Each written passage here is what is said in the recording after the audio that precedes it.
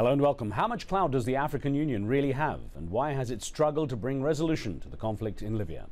Although Moammar Gadhafi accepted the AU's roadmap for peace, many Libyans and much of the international community remain sceptical. The AU's proposal called for an immediate ceasefire, channels for humanitarian aid, the protection of foreign nationals, and for dialogue between rebels and the government. However, it made no mention of any requirement for Colonel Gadhafi to withdraw his troops, which the opposition forces have consistently demanded. Libyan rebels and their supporters rejected the draft, insisting that there can be no peace until Colonel Gadhafi and his family relinquish power. And NATO says any ceasefire in Libya must be credible and verifiable. So today we ask, how far are the opposing sides in Libya from reaching common ground, and who can play the part of a credible mediator? Remember, you can join in the conversation with your questions and comments. You can send an SMS or an email, and we'll also take your phone calls on the show. Joining me from London is Jason Pack, a scholar of St. Antony's College at Oxford University, who specialises in Libya. He's worked in both Tripoli and Washington on strengthening the US-Libya relationship. From the US state of New Hampshire, we have Dirk Vandewalle, an associate professor of government at Dartmouth College. In 1986, he lived in Libya for 14 months, the only Western scholar there at the time. He's the author of Libya Since 1969, Gaddafi's Revolution Revisited, which provides a complete evaluation of Libya since the Gaddafi coup in 1969. Gentlemen, I welcome you both to the show. Thank you. It's a great honor, Riz. Well, Jason, it's good to have you with us as well, sir. And I'm going to start with you and ask you about this simple question you get asked regularly when you're out and about at parties or anywhere. People ask you, who are the Libyan rebels? How do you respond? Well, Riz, I guess there's the short answer and the long answer.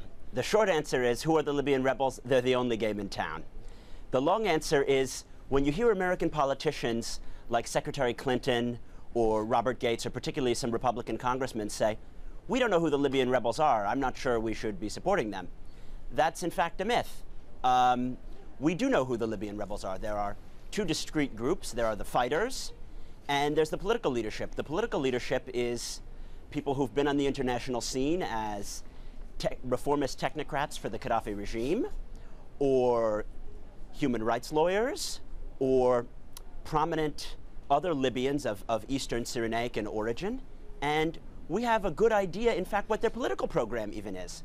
What we don't know is how they'll be able to implement that political program, and we don't know how they will fare in bringing in new actors if and when the Gaddafi regime should fall. So that's what we don't know about the Libyan rebels. All right. It's not that we don't know who they are. Well, we know who they are, but do they have enough credibility, in your opinion, in the international, the eyes of the international community, in order to be able to be considered credible and legitimate parties with whom to negotiate? Well, then it's important to understand the distinction between the fighters and the political leadership here. The fighters, you know, the guys in the pickup trucks going back and forth on the coastal road, they don't necessarily, we don't have much credibility, we don't know who they are. But we really do know who, you know, the Prime Minister Jalil or Mahmoud Jibril, the de facto foreign minister, or Ali Isawi. We know exactly who they are, and they have a lot of legitimacy, and I think they're going to be great interlocutors as time goes forward. Professor Dirk Vandewalle, it's good to have you with us as well, sir. And I want to just kick off with you and ask, basically, you know, these attempts to have a ceasefire seem to be going nowhere. Does the blame lie squarely on the shoulders of Muammar Gadhafi? No, I think what we're starting to see at this point is really the very beginning of a negotiating process that has started under the auspices of the African Union, but that will undoubtedly go on for a very long time. To go back to the question you just answered about the opposition, I think Washington knows a lot more than it lets on about the opposition, but particularly in light of the process, the kind of negotiations that have just started, Washington would like to get, I think, a very clear idea of what programmatically these rebels stand for. And so, yes, we know there are some former national leaders, some former national figures, but we also, there is, I would think, a certain amount we still don't know. And so, for example, even though the National Council has come up with about 12 names of an alleged council that comprises itself of 31 people, there is still some doubt on who the rest of these people are, and more importantly, whether or not they truly can represent Tripolitania and Cyrenaica together, as opposed to purely being an Eastern force. And therefore, I think the negotiating process is only at the beginning. Washington is trying to figure out what it needs to know before it can really engage upon the process. Right. And the African Union gambit will only be the beginning of a long process. I'll get onto that in just a moment, but Professor, let me ask you about the request by the Transitional National Council and the rebel representatives, if you like, to get more weapons, to get armaments, and they've largely been approaching countries with whom they feel they have support. For example, France, Italy, Qatar. They're looking for armament. How tricky is that a situation for the international community in meeting that request? I think it's an extremely tricky situation, in part because if indeed there is a kind of an apocalyptic scenario that Libya may either be split up or that the rebels could go westward and eventually occupy Tripolitania, then I think one of the big dangers is that the weapons are in the hands of people, as Washington says, that we know relatively little about. But also that there may be a substantial amount of leakage of those weapons in a post-Gaddafi system. And then the big question, of course, is where do those weapons end up? Or do those weapons get used for settling scores among Libyans? So I think the whole issue of weapons, particularly for the United States, is a very tricky one and a very sensitive one at this particular point in time. Now, Jason Pack, interestingly enough, there are reports also that the opposition rebels are more interested in getting credibility and more interested in getting some kind of greater legitimacy throughout the international community as opposed to simply just getting weapons. And I wonder to what degree that should be a priority for them. I'm going to address that in a sec, Riz. I want to amplify Professor Vandewalle's point, which is that although we know who the rebels are, we have no idea how they would fare in expanding their political institutions to include the west of the country were Gaddafi to fall. Right now they represent exclusively a broad church of Eastern Cyrenaican interests, and that's a big question mark if they could ever become a truly national or representative grouping. Now to the question you said, I think that weapons are important, but I'm of the belief that this is primarily a political, diplomatic, and propaganda struggle. And although it's important that the rebels don't collapse militarily, and the no-fly zone implemented from March 19th onward has succeeded in making sure that they don't collapse militarily, in this propaganda, diplomatic, political struggle, international recognition and things like that Italy and Qatar have joined France in recognizing the Transitional National Council is very relevant because of the various economic and political things they can do to strengthen the appeal of the rebels, both to their own controlled areas and then projecting diplomatic power into the west of the country. Well, Professor, of course, there is the issue of France and Britain being critical of NATO for not being tough enough with the bombings and resistance to Muammar Gaddafi's forces. And I wonder, the US seems to also have taken more of a backseat. To what degree we're seeing, I wonder to what degree we're seeing more of a rift between the allies and how to move forward. Well, I think in a sense what we have arrived at, I think, in Libya at this particular point in time truly is a stalemate. And so there is a kind of a schizophrenic quality between, on the one hand, what the UN resolution allows and what leaders in the West are saying, effectively arguing for regime change. And so we're at a stalemate, and unfortunately, I think the international coalition has really now become the arbiter of whether or not Libya slips into a civil war. By taking action one way, it can promote a solution. By taking action another way, it can effectively make sure that the country splits into half. So I think Washington, at this particular point in time, is very worried about what kind of scenario is staring us in the face, and hence also why it wants to know a lot more and wants to make sure that these rebels can consolidate their power, perhaps make their agenda clearer to the West before they want to move ahead. So I see this as a temporary stalemate, and the coalition will need to make up its mind whether or not it wants to move forward more forcefully. But that, of course, would mean that perhaps the Eastern rebels would be able to take over Tripolitania. And that raises a number of questions from a historical point of view that I think the United States is also very uneasy about. Jason Pack, let me ask about the I want to jump in here. Yeah, go ahead. I also want to ask you about the African Union's efforts, because that seemed to go nowhere. They didn't allow for Muammar Gadhafi stepping down. Was that short-sighted?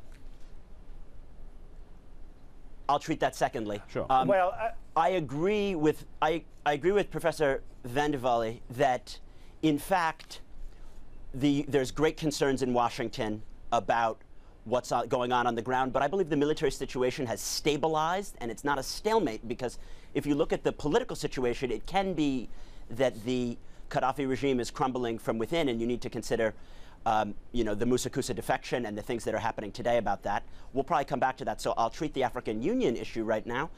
I would say that there are two ways to analyze this. Either it was a botched but serious attempt at mediation, or in fact just a propaganda tool that Gaddafi got cronies of his in the African Union, an organization which has frequently looked to him to pay their entry fees and things like this, to help him out by making him look like he was willing to accept a peace plan that he knew the rebels wouldn't be able to accept, because it doesn't have to do with him stepping down. So by him accepting a peace plan and them not accepting it, he gained propaganda points in this political propaganda war. And it's very much like the ceasefire he declared after the no-fly zone on March 18th. It caught the attention for one media cycle, and then of course there was fighting on just as there had always been. There was no plan for an actual ceasefire. Professor, I want to put a couple of email questions to you. I'll read them out back to back. They're on a similar topic here on the issue of the African Union. And the first one's from the USA, from Virginia.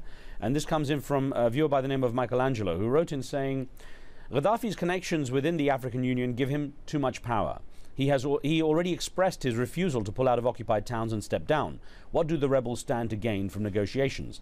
The second one, which comes in from Nigeria, from Victor Akem in Lagos, says the African Union doesn't have the credentials to intervene. African heads of state still view Gaddafi as a senior leader. NATO should not listen to critics insisting on Gaddafi's inclusion in the negotiations. And I'd like to get your view on this. What do the rebels get out of the negotiation perspective, and then also the view on whether or not NATO should listen to Gaddafi here? Yeah, well, I think to a large extent there is something, I think, to the view that this is an opening gambit in a long struggle. And that certainly we should remember that Colonel Gaddafi has always had very friendly relations with the South African government, with Nelson Mandela in particular. And so I think South Africa, I think we should give credit where it is due. I think South Africa was probably genuinely interested through the African Union in reaching about a conclusion in Libya. Now, of course, it is true that this gives, in a sense, Gaddafi a leg up, so to speak, because he has now officially accepted it. And of course, knowing perfectly well that the rebels could not accept this, because one of the conditions for the rebels is that he will be removed. So in effect, again, we're at the beginning, I think, of a long diplomatic process where there is, I would call it a political stalemate at this particular point in time. But that doesn't mean, of course, that there will not be many other initiatives coming down the pike, perhaps not only from the African Union, perhaps also from the Arab League, perhaps from the European. So this is the beginning of a long process. Now, in terms of NATO forces, sure, go ahead. I want to jump in here on that point. The South African resonance is very important, because in the UN sanctions period from 1992 to 99, when Libya was virtually isolated, the hook that Gaddafi used to exit his isolation was an Africa strategy. And his relations with Mandela, as Professor Vandewalle has mentioned, were a key part in that. So if you were going to analyze this gambit as having the two levels, the propaganda level I spoke about earlier, and then a serious level, he knows that if he can have Africa, he can exit a sanctions scenario. And I think he also knows that he can't survive under international sanctions, because what it caused to happen from 1992 to 1999 inside Libya was disastrous for the oil infrastructure and for the general economy of the country. So he would love to make a political process to jump outside of those sanctions, and Africa is the way for him. Okay, well, let me get we've got a couple of callers on the line. Let's get Naveed on the line from the United Arab Emirates. Naveed, thank you for your patience. Go ahead. That's all right. I just wanted to say about the first question Riz asked about whether Washington knows who it's dealing with. It seems like a bit of deja vu here about what happened in Afghanistan when the fighters Mujahideen were supported by America, and they ended up turning against them, like a Frankenstein scenario here.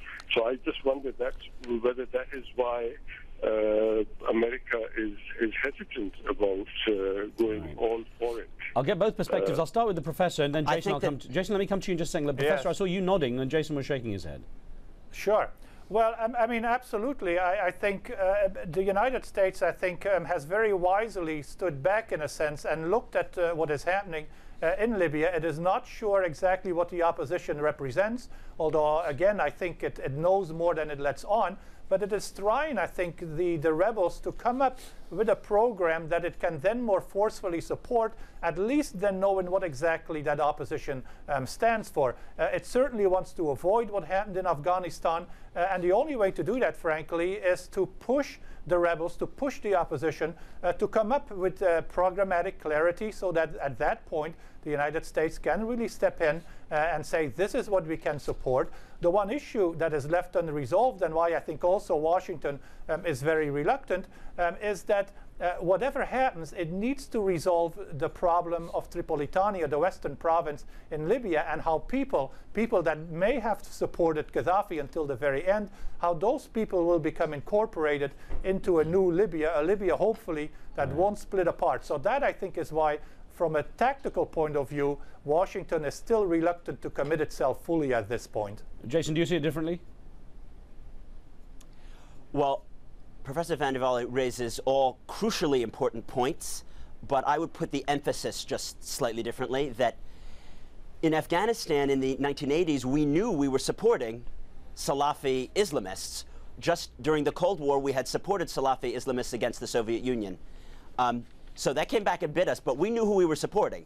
And now in Libya, we know the rebel political leadership. It may, in fact, not be wise to go too far with them right now. And I'm very happy that the United States has not recognized yet the Transitional National Council. It's good for America to hold back. This isn't America's show. America can be a supporting actor, not a driving force here.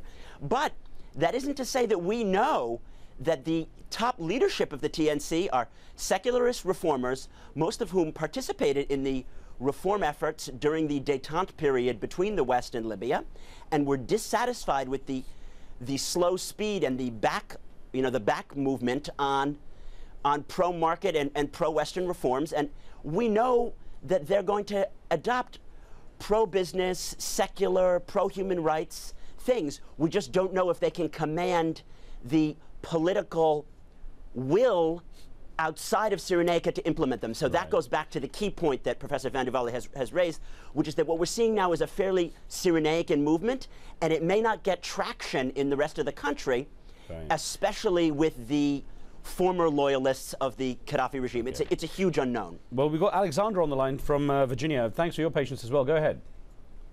Sure. I appreciate the time. This question goes to basically all three of you. I mean, my father served in the Korean War, and I am just hearing, I just get the sense of feeling that Al-Qaeda might even be hiding inside of Libya. So why not have the UN troops who are flying over the no-fly zone come down on the ground, start supporting these troops, and then have the U.S. come down and get on ground forces, just like they did it in Iraq, and they took less than a month to get a dictator out, because this is what's happening. You got a dictator with politics, you got a dictator with oil, and they need to take care of business. Okay. Alexander, thank you for that. I'm going to go with the professor first here for a comment on that. First, the potential involvement of Al-Qaeda in what's going on in Libya, and then how perhaps the U.S., or on Alexander's perspective on the U.S. going in on the ground.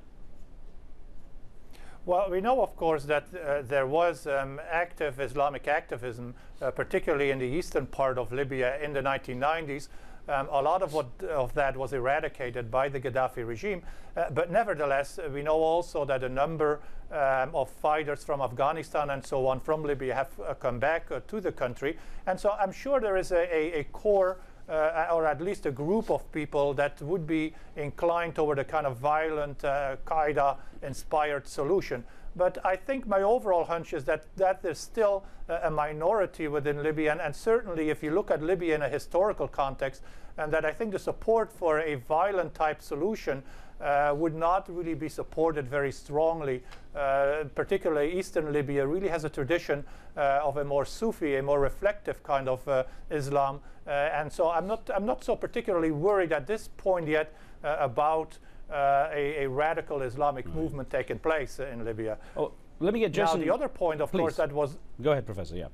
Sure. Now the other point that was raised about bringing in troops and so on, we shouldn't forget that we are there at the auspices of the United Nations, and that the United Nations Security Council resolution is very clear. It has clearly said no boots on the ground. We can only do support in the protection of civilians. So the scenario, I think, of seeing either European troops on the ground, except for humanitarian purposes, and certainly the scenario of seeing American troops on the ground, I think is not credible at all and will simply not happen. And Jason Pack, of course, you were saying it's not America's show. Our viewer Alexander was thinking it should be. Well, as the Libyans say, mia mia, meaning 100 out of 100, and that's what I feel about what Professor Vandewalle has just said. Clearly, we can't have boots on the ground. It would be a disaster. America and Britain have shown that they can't do nation-building efforts in the Middle East, and we would be overstepping the coalition around UN Resolution 1973. That would be would turn the efforts to protect civilians into, you know, an occupying force. That's not at all what we want. And to go back to the question of to what extent are the rebel fighters influenced by Islamist or Salafi tendencies, I would agree again with the professor that maybe 100 or so Libyan fighters came back from Afghanistan in the 80s and set up the Libyan Islamic Fighting Group, and they have these hardline Salafi tendencies. But although they had a base in Derna in the east, the Gaddafi regime, with some U.S. help actually, was very good in eradicating them in the 2000s. And now the key thing is that Libya is not predisposed towards that kind of Salafi interpretation because of its own indigenous traditions of Sanusi, Sufi Islam. And the fact is, the political leadership of the Islamists in Derna have said, we just want to get Gaddafi out, and we're willing to let the secularists in Benghazi run the political show. So they're fighting the Islamists, and there are a few of them, and they're well trained, and it's good that they're fighting against Gaddafi, but they are not a prominent element. Now, Professor, I've got just over a minute. I want to ask you to address an email that we got from Dublin in Ireland, where Greg Manahan wrote in saying, the Libyan conflict is as much about tribalism as it is about democracy, human rights or social equality. Politicians and commentators in the West seem to miss this point and underestimate how important tribes are in Libyan culture. And this is essentially something you've worked on, you were mentioning rather, Professor, about the issue of how the two sides of the country may not be reconcilable. And I wonder, is there any argument then for the country essentially ending up fragmented? I mean, so almost like the Balkans were. Well, I mean, I think that certainly is one of the scenarios that may be in the offing for Libya, and hence why I think it is in the interest of the international community to get out of the kind of schizophrenia that I just described, where on the one hand you have a policy, but on the other hand you don't have enough, you don't commit yourself enough to really force a solution upon the Libyans. It is very clear that if the international coalition wants to keep Libya together, that they will need to act much more forcefully in support of the rebels. And that brings all kinds of unexpected and perhaps unanticipated consequences down the road. But we are on that road, and I think the international community, frankly, has no choice at this point but to move ahead more forcefully and support the rebels. Well, Professor Dirk Vandewalle and Jason Pack, we've run out of time, but I want to thank you both very much for taking part in the discussion. My pleasure. Thank you. Thank you. And thanks for being with us. Now, remember, you can follow the show on Facebook and see what we're up to there. You can give us your feedback on the topics, and you can post your questions and comments. On the next show, China's growing economic power and emerging military presence has many analysts predicting that it will replace the United States as the next superpower. Not necessarily, says Joseph Nye, the renowned international relations professor, who joins us to discuss what power really means in the 21st century. Make sure you tune in for that. From me and the team, we'll see you next time.